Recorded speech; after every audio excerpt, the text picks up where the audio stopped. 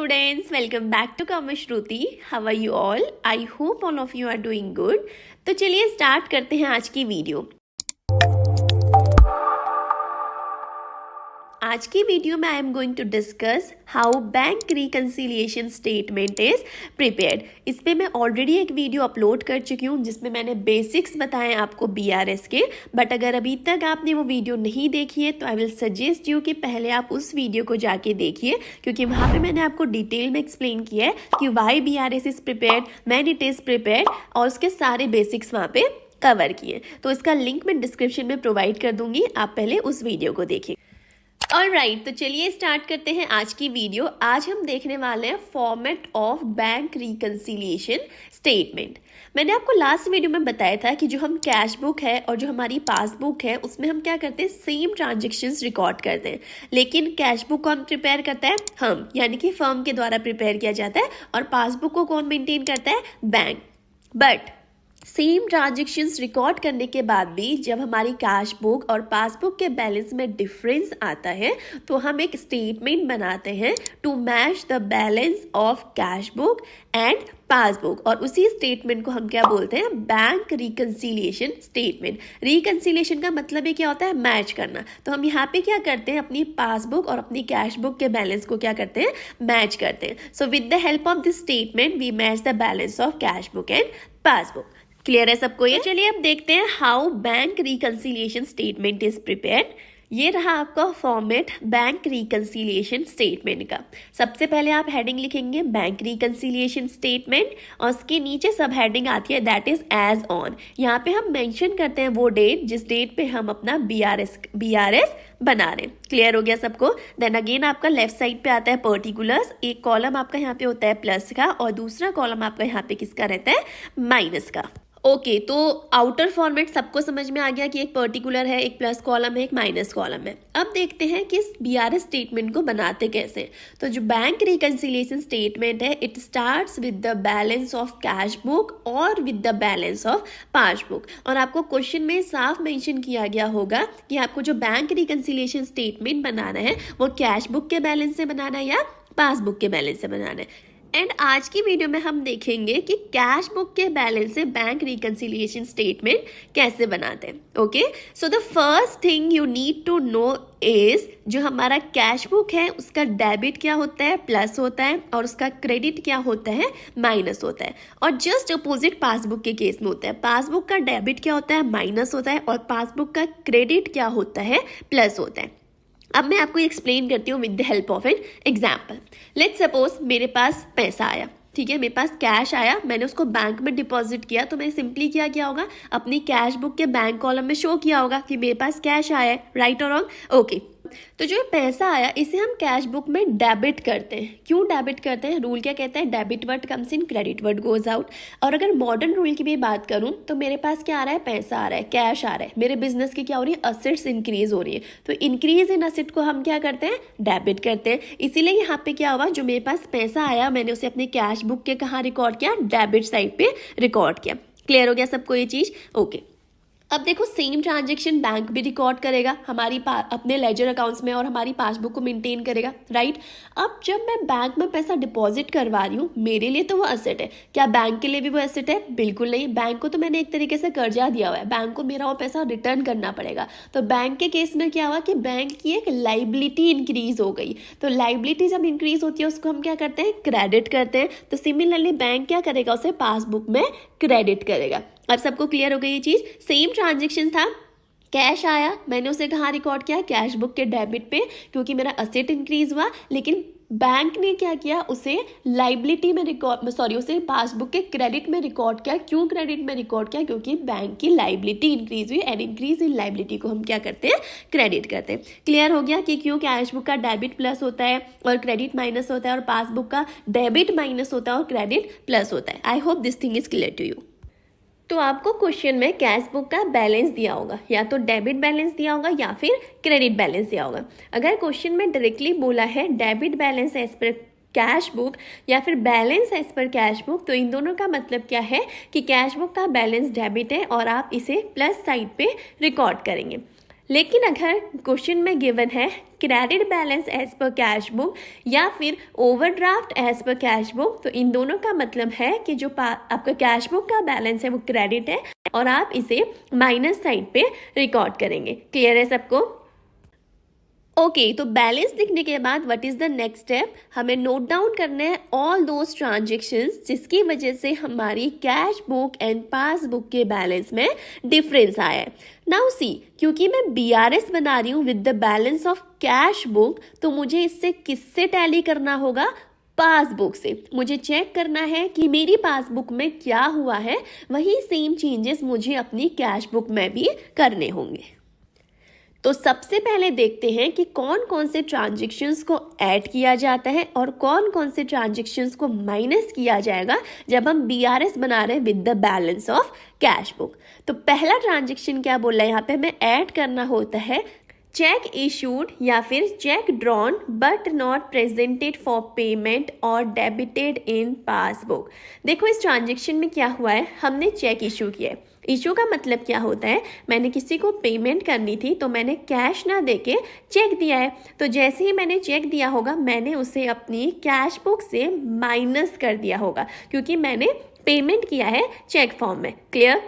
But आगे क्या बोल रहा है कि it was not presented for payment, मतलब जिस पर्सन को मैंने चेक दिया था अभी तक उसने बैंक में वो चेक डिपॉजिट नहीं करवाया है। दैट मीन्स बैंक से अभी तक ये अमाउंट डिडक्ट नहीं हुई है। क्लियर हो गया? कैश बुक से हमने डिडक्ट कर लिया लेकिन बैंक से अभी तक ये अमाउंट डिडक्ट नहीं हुई है, तो हमें सिंपली क्या करना है? अपनी कैश बुक को पासबुक से मैच करना है। तो मैं क्या करूँगी, क्योंकि अभी तक पासबुक में से अमाउंट डिडक्ट नहीं हुई है तो अपनी कैश बुक में भी मैं क्या करूँगी? वापस इस अमाउंट को ऐड कर लूँगी। क्लियर हो गया आपकी? ये चेक जो हमने इशू किया था but it was not presented for payment, इसे मैंने ऐड क्यों किया है? I hope now this thing is clear. Okay, second transaction क्या बोला है? इंटरेस्ट अलाउड या पेड या कलेक्टेड या interest credited but not entered in cash book, या फिर आपसे बोल सकता है dividend collected by bank but not entered in cash book. तो यहाँ पे हो क्या रहा है? देखो, हो सकता है जो मैंने डिपॉजिट किया था बैंक में, बैंक उसके लिए मुझे क्या कर रहा है? इंटरेस्ट पे कर रहा है, या फिर बैंक क्या कर रहा है? मेरे बिहाफ पे इंटरेस्ट कलेक्ट कर रहा है। जैसे यहाँ पे बोला है डिविडेंड कलेक्टेड बाय बैंक, मैंने किसी कंपनी के शेयर्स परचेज करे होंगे तो उस कंपनी ने मुझे डिविडेंड पे किया होगा, तो वो डिविडेंड किसने कलेक्ट किया? बैंक ने कलेक्ट किया है मेरे बिहाफ पे। तो बैंक ने उसे क्या किया होगा? अपडेट कर दिया होगा मेरी पासबुक पे, लेकिन अभी तक ये अमाउंट मैंने अपनी कैश बुक में ऐड नहीं करी है। तो मैं सिंपली क्या करूँगी? अपनी कैश बुक को पासबुक से मैच करने के लिए मैं भी इस अमाउंट को क्या करूँगी? अपनी कैश बुक में ऐड कर लूँगी। क्लियर है सबको ये चीज़? ऑलराइट, थर्ड ट्रांजेक्शन क्या बोला है? Cheque directly deposited by customer into account. किसी कस्टमर ने डायरेक्टली क्या किया? बैंक में जाके चेक डिपॉजिट करवा दिया। मीन्स उसे जो मुझे पेमेंट करनी थी उसने सीधे बैंक में जाके वो पेमेंट कर दी। तो इससे क्या होगा? बैंक ने वो चीज़ मेरी पासबुक में अपडेट कर दी होगी, तो मेरे पासबुक का बैलेंस ज़्यादा दिखा रहा होगा। बट अभी तक मैंने कैश बुक में उसे ऐड नहीं किया, तो मैं भी क्या करूँगी? अपनी सिंपली कैश बुक में उसको ऐड कर लूँगी और मेरी cash book and passbook match हो जाएंगे। ओके, तो जो भी अभी तक हमने 3 ट्रांजेक्शन डिस्कस किए जिसे हमें ऐड करना होता है अपनी कैश बुक में, आई होप ये तीनों आपको क्लियर हो गए होंगे। अब बढ़ते हैं आगे कि हम माइनस क्या करते हैं फ्रॉम अवर कैश बुक। तो पहला ट्रांजेक्शन क्या बोल रहा है? चेक डिपॉजिटेड या फिर cheque paid into bank but not collected या फिर नॉट क्लियर और क्रेडिटेड बाय बैंक। तो इसे हम माइनस क्यों करते हैं? लेट्स सपोज मुझे एक चेक मिला था, मैंने उस चेक को बैंक में डिपॉजिट कराया। तो जैसे ही मैंने उसे बैंक में डिपॉजिट कराया होगा मैंने अपनी कैश बुक में वो अमाउंट ऐड कर ली होगी, बट बैंक ने अभी तक उसे क्रेडिट नहीं किया है। बैंक उसे कब क्रेडिट करेगा? जब बैंक एक्चुअल में पेमेंट कलेक्ट करेगा फ्रॉम ड्रॉवर्स बैंक। तो क्योंकि अभी तक बैंक ने पेमेंट कलेक्ट नहीं किया है तो हमारी पासबुक में उतना बैलेंस कम शो कर रहा होगा। तो मैं भी सिंपली क्या करूँगी? अपनी कैश बुक से भी उतना अमाउंट को क्या कर दूंगी? माइनस कर दूंगी to match it with passbook. Clear हो गया कि चेक डिपॉजिटेड और या फिर cheque paid into bank but not collected को हम माइनस क्यों करते हैं? I have explain this thing to you.